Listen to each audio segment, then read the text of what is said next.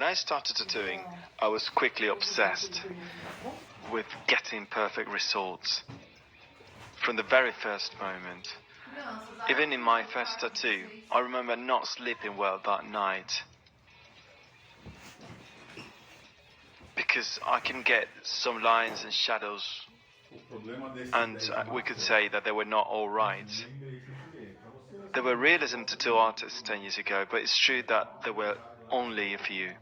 And all the tattoo artists used to tell me the same thing. Don't tattoo realism. Realism doesn't last forever. That's crap. White disappears. You have to press harder. You have to tattoo darker. You have to do smaller things. You have to do bigger things. Everyone had an opinion. They even told me, you're not a real tattoo artist if you do this kind of realism. It was frustrating. But the thing is, in my opinion, they were right about some things.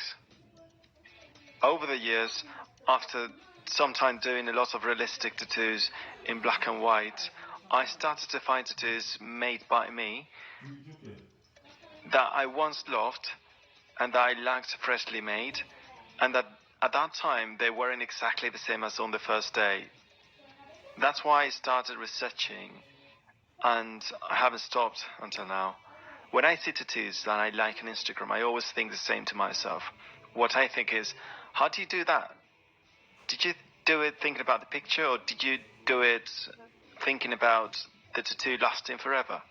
Because you have to know that it's not the same thing. A nice tattoo doesn't have to be a well-done tattoo. And sometimes a well-done tattoo is not as nice as others. And this perhaps confuses people a little. A good realistic tattoo should, in my opinion, be long-lasting. If you tattoo realism, or if you want to tattoo it, you must ask yourself this issue. Because 10 or 20 years ago, maybe there wasn't as much information as there is now.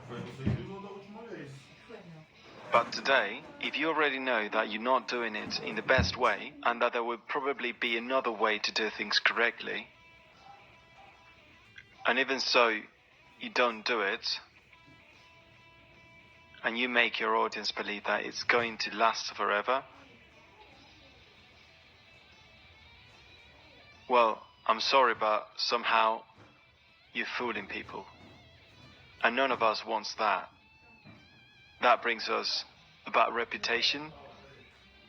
Because don't forget, no matter how much Instagram and how many social networks, word of mouth, a client's experience, what they tell the others, the result they get over the months, this will always be what will give you a firm schedule.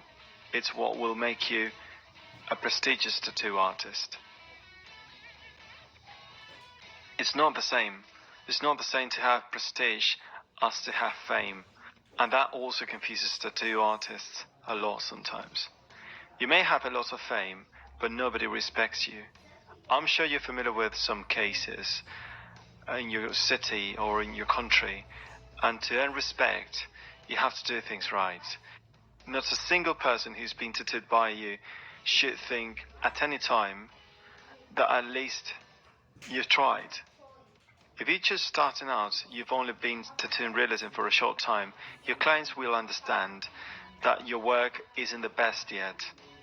But if you've been tattooing a few years and you charge a high price and it doesn't heal well, or it doesn't heal in the same way as when it was freshly made, they're not going to understand that. Actually, they're going to feel tricked, even if they don't tell you. So you have to do things right. If you do that, your future is guaranteed.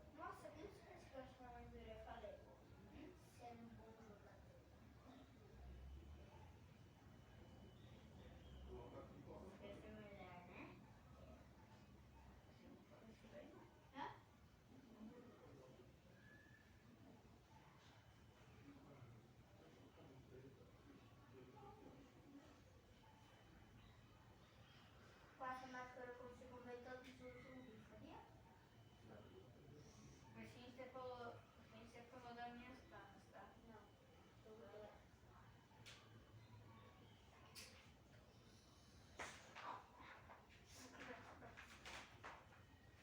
Essa luz acesa dentro do quarto.